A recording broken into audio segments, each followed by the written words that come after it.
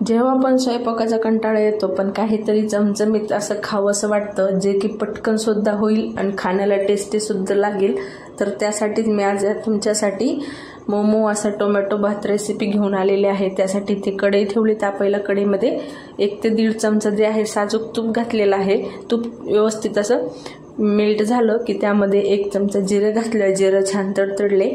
1 चमचा लसूण घातलं, ठेचून घातला लसूण, खूप बारीक नाही केला, थोडासा ठेचून घेतला होता। त्यानंतर काही खडे मसाले, 1 स्टार फुल मसाला विलायची, 2 दालचिनी तुकडे, 4-5 लवंग, 4-5 मिरे आणि 2 तमालपत्र घातले। मसाले सुद्धा छान असे रोस्ट करून घेतले। त्यानंतर मीडियम साईजचा कांदा जो आहे उभा कट करून घेतला होता तो घातला। कांदा छान असा तळून घेतलेला आहे। त्यानंतर मीडियम साईजचा टोमॅटो जो आहे त्याचे बारीक बारीक तुकडे केले होते तो घातला। टोमॅटो सुद्धा छान असा मॅश करून घेतला। त्यामध्ये थोडासा मॅश झाला की त्यानंतर काही मसाले घातले। अर्धा चमचा हळद, 1 चमचा धने पावडर, 1 चमचा काश्मीरी लाल मिरची पावडर घातली। त्याने काय होतं, खाताना सुद्धा खूप तिखट नाही लागत आणि कलर सुद्धा छान येतो। त्यानंतर या ठिकाणी मी बासमती तांदूळ घेतले होते जे की लांब लांब असतात, ते तर मी कपाने मोजून घेतले होते। तर कपाने मी या ठिकाणी 2 कप घेतले होते तांदूळ।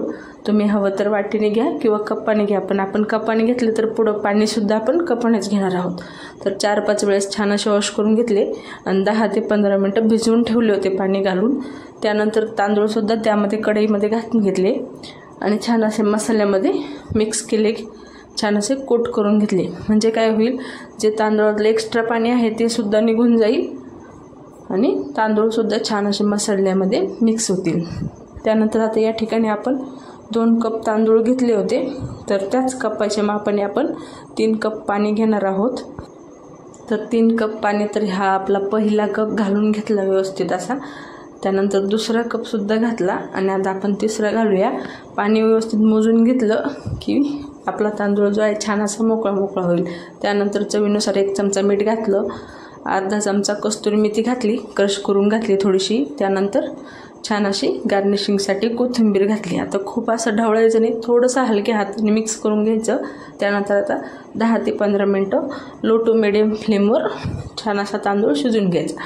तर एकदम असा मोकळा मोकळा मऊ तांदूळ आपला जो टोमॅटो भात आहे तयार झालेला आहे। या ठिकाणी बनवायला तर सोपाच, खाण्याला सुद्धा टेस्टी, सहज बनवला जातो, पण खाताना अजिबात पुरत नाही, सहज संपतो सुद्धा। त्यानंतर थोडीशी कोथिंबीर घातली आणि अशा प्रकारे छान असा आपला मोकळा टोमॅटो राईस तयार आहे। तुम्हाला रेसिपी आवडली असेल तर लाईक, शेअर, सबस्क्राईब करा। भेटूया नेक्स्ट रेसिपीमध्ये। तोपर्यंत चलो बाय बाय।